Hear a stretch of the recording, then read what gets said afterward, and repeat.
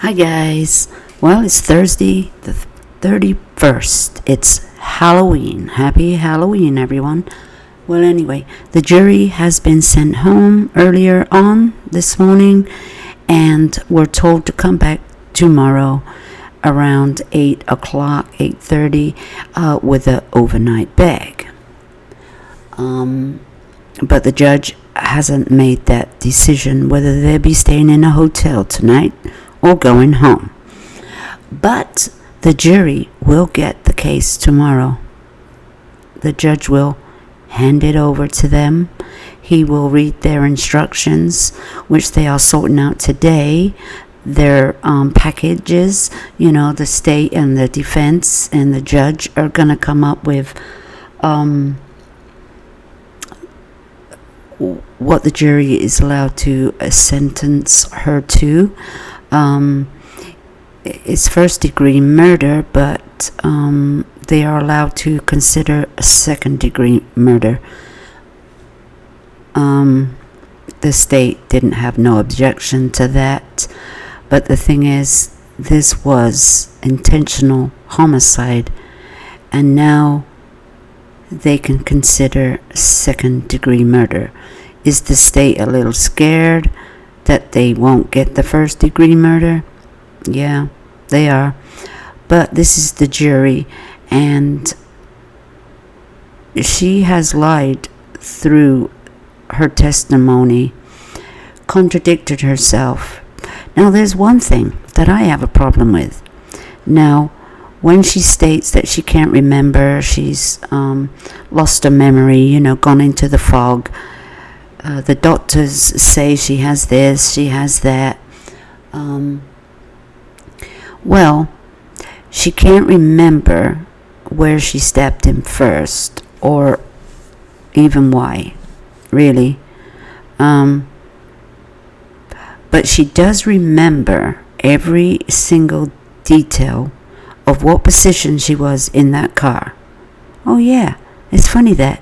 Yeah, I was on my stomach, I was on my back, I was had my foot in the well, I was by the driver's side, and next minute I was by the passenger's side. Next minute, I'm back in the back seat. Next minute, in the middle between the driver's side and the passenger's side. Oh yeah, she remembers.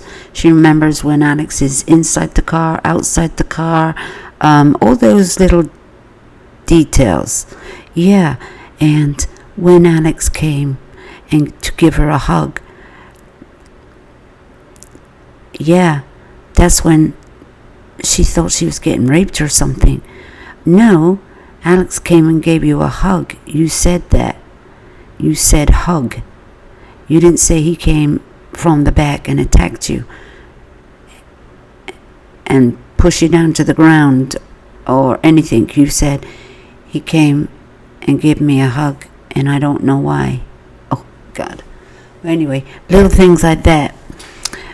She doesn't remember her way to the park, or even how she got to the rural area in Springbrook, but she remembers the whole conversation along the way. Oh yes, guys. Yeah, selective memory. Well, if you're so scared, and you're so scared of him, you would never have had him in your car, and you would have never ever gone for a ride 20-30 minutes away, and you certainly wouldn't go to a park really to talk, especially in this month, because it was freezing cold then. It was cold in February, the snow was on the ground, and stuff like that. So, but she had to put him in the driver's seat somehow. And we have no proof he was ever driving. We have no proof that he was ever going to attack her, assault her, or nothing. And this thing about, they're saying he was the boyfriend. She told him a month ago not to talk to her again, not to contact her. And then there's Jason saying he's the boyfriend. He's the boyfriend. But Alex didn't see her as the girlfriend. Now somebody has stated that. So he was never the boyfriend. She said she was just going there to hand him his bookmark and his heating pad and be done with it, because she wants it nothing of his. She does not want nothing of his. So when she met up with him in the coffee shop, Races, then you should have gave him his stuff then. Yeah, if you don't want nothing to do with him, and he scares you, and then that would have been a good time to give him his stuff back and say adios, goodbye. Well, there's people there, but she didn't do that. No, she didn't do that because she makes some excuse that they're going to talk. I don't know who suggested let's go for a ride in the car. It's his word against hers, and he's not here to tell his side of the story, so she can say what she wants, and we know that. But now she puts Alex has got the knife. Alex has got the knife, but she's in the car. And when he comes up behind her for the attack, how could he attack her when the attack started in the car? She's laying on her back, and then the attack started. But first of all, we know her story, what she said, with he took my glasses off, he did this, and she's telling a story in a poetic way, sickening way actually, and smiling while she says it. There's not one bit of emotion that she is feeling anyway. And then this part where she's doodling, drawing, well, evidence is being given. Well, she can do what she wants. That doesn't mean she's doing it for stress relief, and it helps her with her breathing through this court case. She seemed fine to me. There's not one bit of a panic attack or anything that she had in that courtroom that they had to stop and console her or anything, because she's having a traumatic time listening to all this. No, she was fine. There's lots of people that are in the courtroom, the defendants. They don't have to do nothing but sit there, and they can write and draw and do anything they want. So that's nothing new. That doesn't tell me nothing. And well, as the day goes on today, there was her friend from high school, secondary school, and actually all the way through school, I guess, and she called her a liar, that she is not believable. Now, she knows a lot of stuff, but wasn't allowed to say so. And then they, the defense tried to say, yeah, but you've only known her since middle school. You haven't seen her since she went to college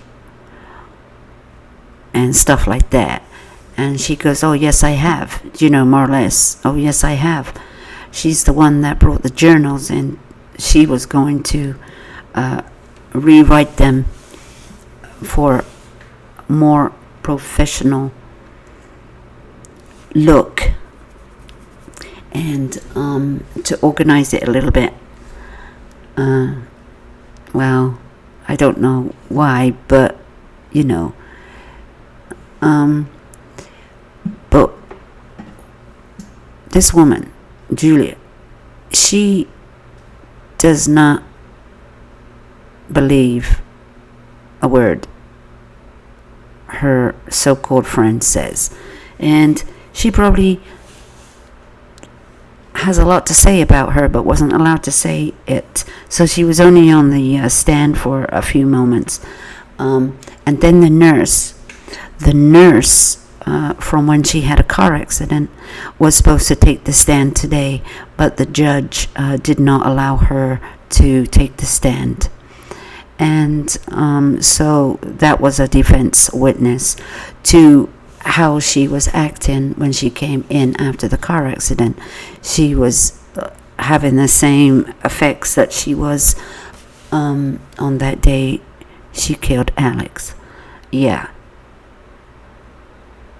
Well, what does that prove? It doesn't prove nothing. She's done something. But the thing is,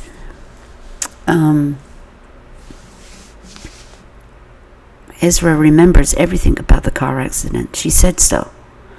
Because they asked, did you have an accident in the car? Did you crash the car? And she told him, no, I didn't crash the car, because I would have known that, because I've been in a couple of car accidents before, and I know how they feel. So I know I didn't have a car accident. Oh, yeah. Man, she remembers. But the thing is, when she said that, she knew what she had done. She knew what she had done. Because the next day, when she was questioned on the 24th, she gave him the details. Yeah, she gave him the details. So she does remember. And they're trying to say, she don't, but how come she can remember which position she was in? And he took off my glasses, and then he slowly ripped my shirt, and it was getting looser and looser and looser, and then to rip my pants, and then I felt this between my legs, and then she just goes on and on and on. She goes into detail about what came first and which position she was in the car, like I said. But for the stab wounds and everything else, she don't remember. Well, she does remember, because she knows. She knows. But she don't have to say that. She's only going to answer certain questions. And it just goes on like that. So the rest of the day today is discussing the package of the jury instructions to which they can tick and give her the sentence that is appropriate for this case and the evidence given. I don't know who's proved their case. We still don't know the whole story, and we'll never know the whole story, but we do know one thing. She lies. We don't know if she went there intentionally to do him or any harm at the time, but she sure had the equipment to do the harm when it came down to it. So she drove out to the middle of nowhere, and she had a nice, sharp hunting knife to do the job. Now, she had time to move stuff around in her car. She remembers that she was moving stuff around in her car. She didn't take nothing out, but she was organizing stuff. What was she organizing? And then she was had a tent in the back of her car. A tent. Well, I don't know what she's doing with a tent, but she had a tent. And she had a pillow, and she probably had a blanket. I don't know what else she had in that car. But she was organizing stuff. She had time for that. Plus she was cutting herself. The phone came up again, Alex's phone. She could have called 911, but she decided not to. She already said that she decided not to call 911. She took his phone and smashed it up. The reason why she took his phone? She had to hunt his phone down because who knows where his phone was at this time. So she had to look for his phone. And that means probably go through his pockets. Yeah, go through his pockets. Because I don't know where the phone is at this time. But she took the phone is because she didn't want him getting a hold of the phone to call 911. That's right.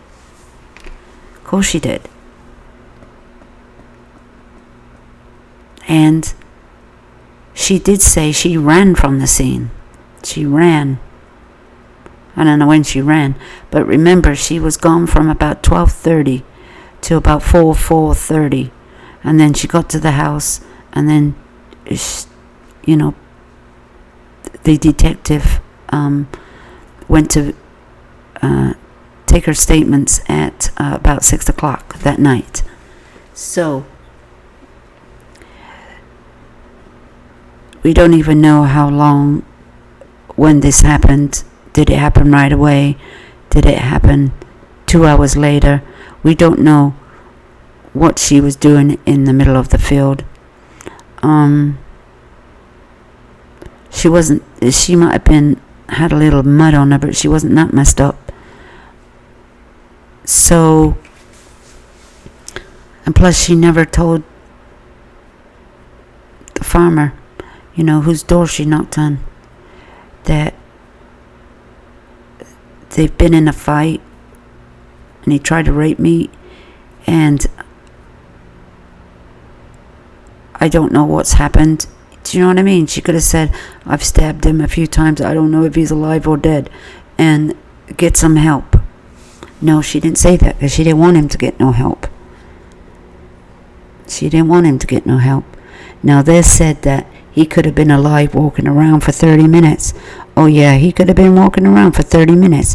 I doubt this man was walking around for 30 minutes.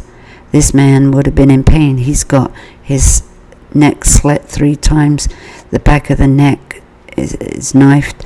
He's got puncture wounds. His lungs are punctured in the rib.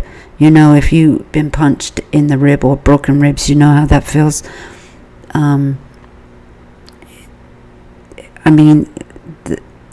He's been stabbed in the groin, in his private parts. I don't think this man was walking around. And like I said, he sure died of shock and of his wounds. And this man wasn't walking nowhere, and he froze. It was cold outside. This man froze. He didn't even have a coat on. He didn't even have a coat on because she said so. She said so. But where the coat ended up, I'm not sure where the coat ended up. Did the coat stay outside? I see the boots that were outside, but where was his coat? Was his coat in the car? Because she said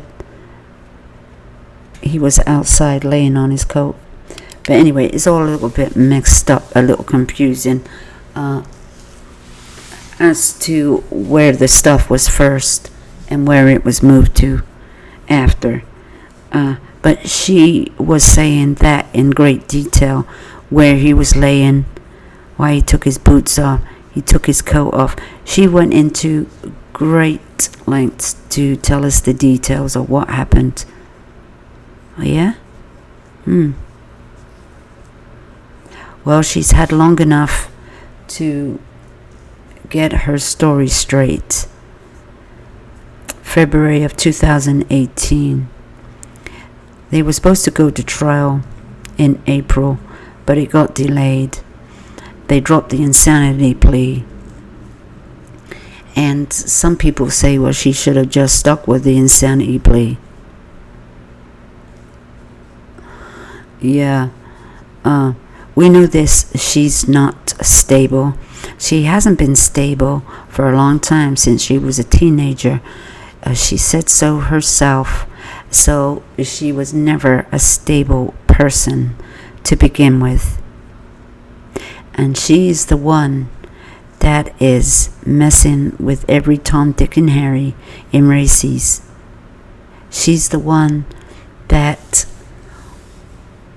went to Jason. She's the one that went to John. She's the one that went to Alex. She's the one that went to them all. We got to remember that. She took advantage of every one of them. Because she could. Because they let her too. But they didn't call John Hanson to the stand. And we don't know why, but I think he would have made a very bad witness, as he's accused of, he's another one that's accused of raping and taking advantage of her, see. And he may not have made a good witness, because the defense would have had a field day. But then again, it would have been good for him to come in, because it just shows how she lies.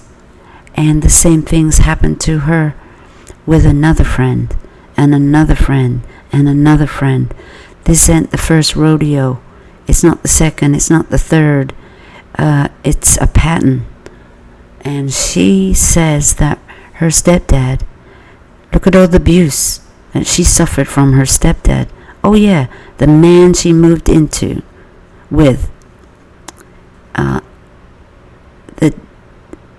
the man she was staying with, the man that abused her and did all this. So she says, alleged. It's all alleged, because it might never have happened. I don't even know what happened. He said mean things to me.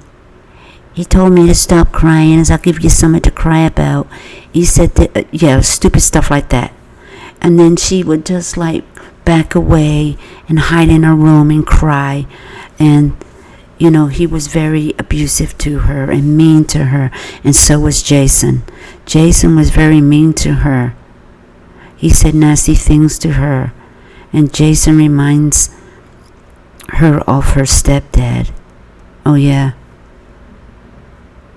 Yeah. And Jason would throw stuff and break stuff. And I was scared of him. She said the same thing about Jason. Yeah, she's still with him. She was still with him, messing around with him. She also was close to John. Then she turned around and said the same thing about him. And then she was very close to, she said her and Jason had a lot in common, but then she also turned around and said the same thing. Her and Alex had long walks and long conversations, because they had a lot in common. See the pattern? It's just a pattern. And the jury has to find her guilty. They cannot not find her guilty, because of the fact she has admitted to stabbing him. So she's going to be found guilty, but it's just a matter of what sentence she's going to get. And she could face up to life. She gets second-degree murder. She could still get life with probation or something. She could serve another 20, 25, 30 years in prison. She took the life of this man. The story's not, set in stone. But the witnesses have been on there, and they could see her demeanor and everything. So she's told her story. She's gone on the stand. So we'll have to wait and see. The jury will get it tomorrow at some point. I don't know when. I don't know if they're going to deliberate right away or go wherever they're going and start the next day. They probably know which way they're going by now, but they just have to work it out, that they all come together and come to a decision. And let's hope it's first-degree murder. I'm scared. Okay. And I'm in a lot of pain. Well, it starts that first day that detectives responded to a call of a woman in distress who was found by this farmer looking disheveled, looking frantic, and she basically said, "I don't know," more times than any other answer that she gave to detectives on that first day. When they asked her, "Who is it that you feel attacked you, and what's your name, how old are you," any of that, she really stuck to, "I don't know," that she just couldn't remember. So she RAMCCANDLESS. Okay, Ezra, I'm going to ask you to speak really clearly into the microphone because you're soft-spoken. Yes. Okay. So everybody can hear you. All right? All right. I guess the first question I'm going to ask you is, why Ezra McCandless? Why that name? Why Ezra McCandless? Well, I have gone through a lot of changes in my life regarding identity and what really fits me. And I tried on a few names, but I found ultimately that Ezra's fit perfectly for who I am. What was your birth name? My birth name was Monica J. And did your name eventually become the last name Carlin? Yes. So why did you decide specifically, I'm going to ask you the specifics of both names and what they mean to you. Let's talk about the last name first. Why you changed your last name. I changed my last name, not to change my last name because of family's sake, but I changed it because of the name McCandless is from an individual named Christopher McCandless from Into the Wild, he's known for. And his love for nature, his philosophies for life, they were very in tune and aligned with who I am. So I honored him by taking his last name. And what about, and Into the Wild, just everybody might not know what it is, just in a sentence, tell us. It's a novel, it's a book he wrote. Okay. It was a book written about him? Yes, about him. Okay. And what about the name Ezra? How did you choose that name? I was on a family vacation and it was just absolutely wonderful, and I spotted the name Ezra and I noticed how it's more neutral. It leans not necessarily masculine and it's not necessarily completely feminine. And I found that it felt right to me. At a certain point in your life, did you feel that being identified as female did not fit you? Yes. Okay. Why don't you explain how you view your gender? In high school, I found that I felt more comfortable being masculine. It was how I identified at the time. My alignment was very masculine. What about now? Now I'm fluid, so I lean now more towards my femininity as a woman. Okay. And has this fluidity been going on for a period of time? Yes, for a few years now. Okay. I'm going to ask you what might seem like a silly question, but just so people knows, have you been doodling in court? Yes. Can you explain why? Well, I've been doodling in court because there's times when this experience is very traumatic and it helps center me so that I can breathe through it and I can focus on something at the time so that I can breathe. Are you an artist? Yes. Can you just tell the jury a little bit about how you developed your interest in art? I developed my interest in art when I was as young as 5 years old. I've always had an interest in art and I've been doing it since then. And I continued to have a passion for it throughout high school and even in secondary school when I decided to take art and work for a professor of the arts and hang for a gallery. All right. And the other thing I want to ask you is what your height and weight are. So what's your height, first of all? I'm 5'2". And how much do you weigh? I'm sorry. I roughly weigh between 115 and 120 pounds. Back in March Yes. of 2018, approximately what was your weight? Or Approximately my weight was 115. so about the same? Yes. Okay. Were there times before then where you were heavier? Yes. Okay. I'm going to ask you about meeting Alex. All right. Yes. Why don't you tell us how you met Alex Woodworth? I met Alex Woodworth one night when I noticed him. He was writing alone inside a bar called The Joint. He just seemed very focused, and I thought it was interesting that he was alone amongst all these people, so focused on his writing. And when you saw him alone, focused on his writing, did you have any conversation with him? Yes. How did that occur? I was curious as to how he could focus alone on this topic. I approached him and I said, "What are you writing about? Just tell me about it." When you met him Yes. and he was writing, I'm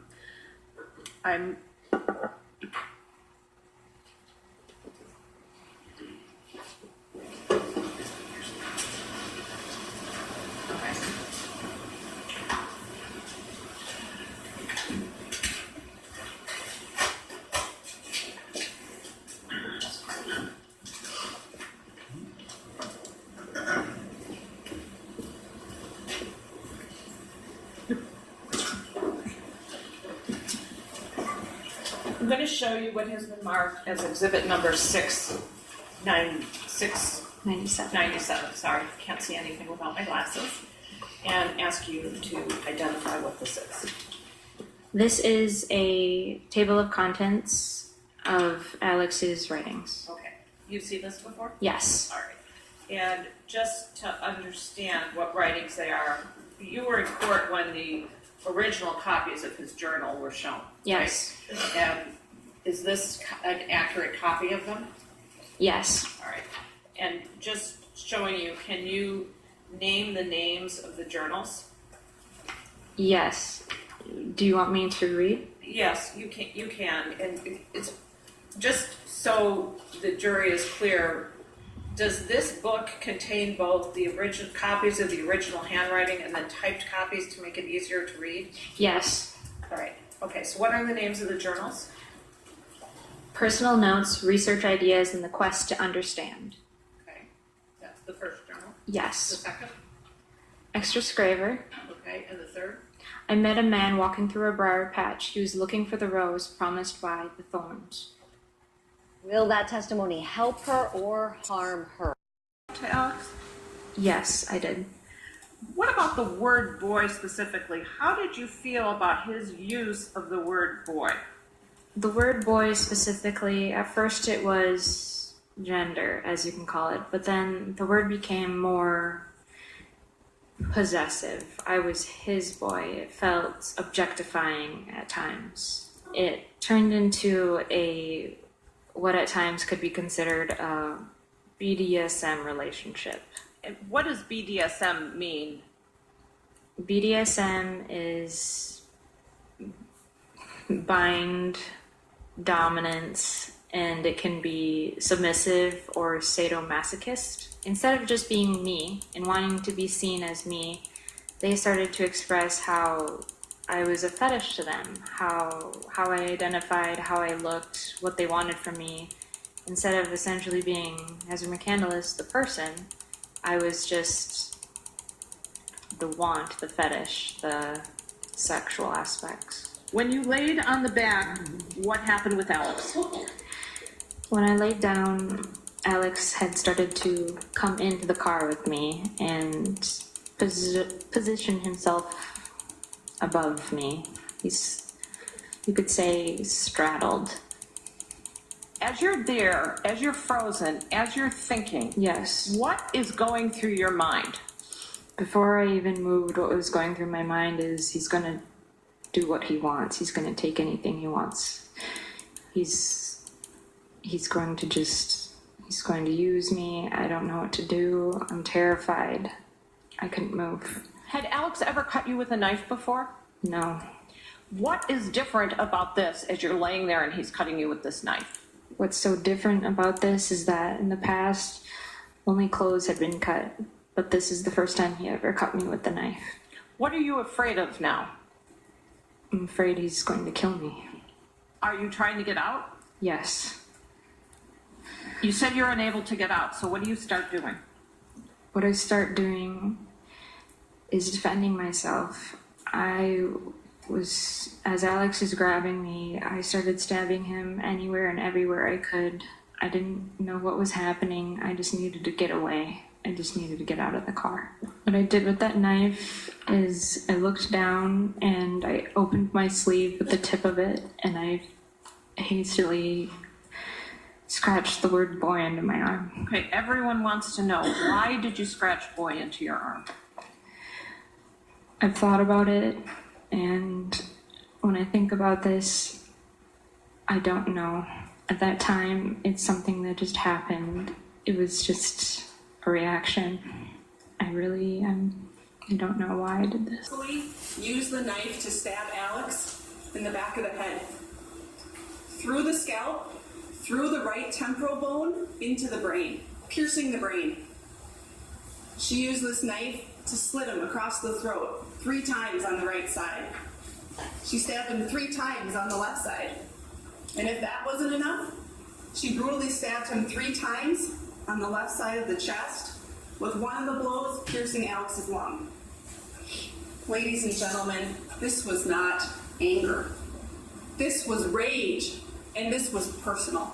During his lifetime, did you ever witness Alex be violent towards others? Never, not ever. He was always a person that people had gotten in high school. He was a person that people would come to talk to. He was the listener. He was very, very much into nature. He enjoyed being with family for like holidays. When he'd come home from college, he was always vibrant and telling stories and making everybody laugh. And what is that opinion as to the cause of Alex Woodward's death? Multiple sharp force injuries. Tell us which of those injuries had the greatest impact on his death. From that of the autopsy, that would be the sharp force injury to the head, so number 1. The sharp force injuries 2 through 4 to the right side of Mr. Woodward's neck, they would have bled profusely. And sharp force injury number 12 to the scrotum, that again, bled profusely. Did the defendant say if she liked Alex or not? Yes, it was all positive things. I do remember that, and I did see like the relationship in person as well. And what did you observe when you saw the two of them together? they would sit close, and they would giggle and laugh about things, and share drawings and literature. Up to that time, I didn't know that anything had happened between them, but he asked if I could not mention him because they'd had a falling out the day before, which would have been February 24th. I'm calling 911. What's the address of the emergency? This is Don Sipple calling, and I have a young lady that just came to my house, and somebody attacked her, and she needs a doctor. Her clothes are all torn, and... Okay. And is she injured? Yeah, she's injured. Her mouth is kind of got some blood around it. Her clothes are all torn. Okay. And she's by herself? She's by herself. She walked to my house here just recently. Okay. And can you ask her what her name is? Just hold on a second. Okay. What's your name, ma'am? What? You don't know? Was there a time when you were interacting with her where the defendant stopped answering her questions?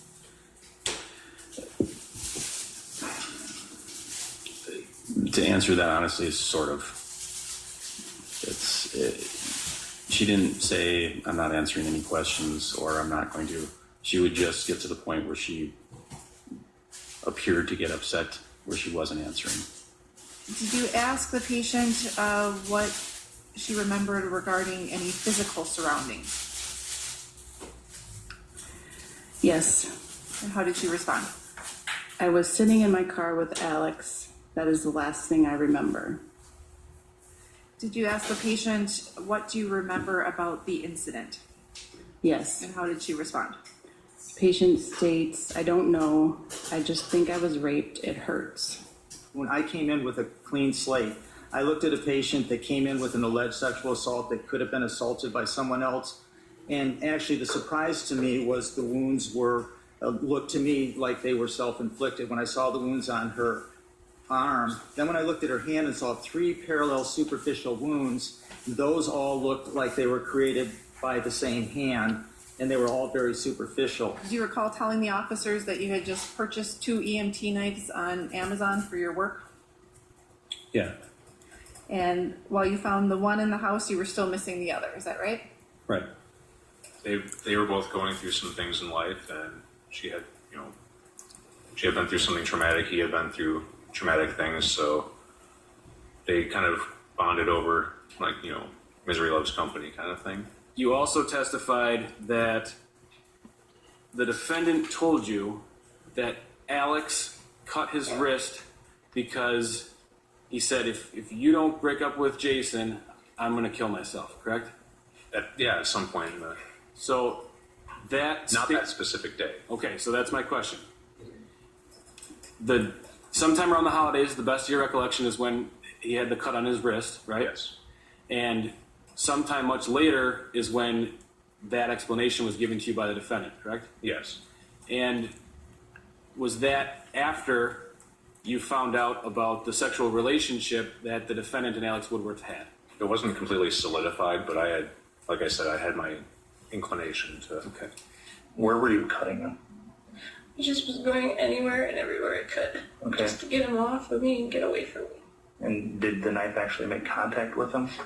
Yes. Okay. And even then he just kept grabbing me and grabbing me and grabbing me. Okay. So he kept grabbing you after you were stabbing him? Mm-hmm. Okay, and then what happened? And then after that, she left the car and he was laying there and I didn't know what to do. Okay, so then what happened? And then so I just waited and I was confused and scared and I was just like coming in and out of it, like it would get dark for a little bit and then I would come out of it and I would panic again and hyperventilate and then it would get dark again. Okay. And then I just started running. Okay. Now, where did this stabbing take place? It took place in my car and then outside when I was on the ground. He had called you, the discussions about sacrifice, consent, did that, I mean, is your mind swirling, or what are you thinking?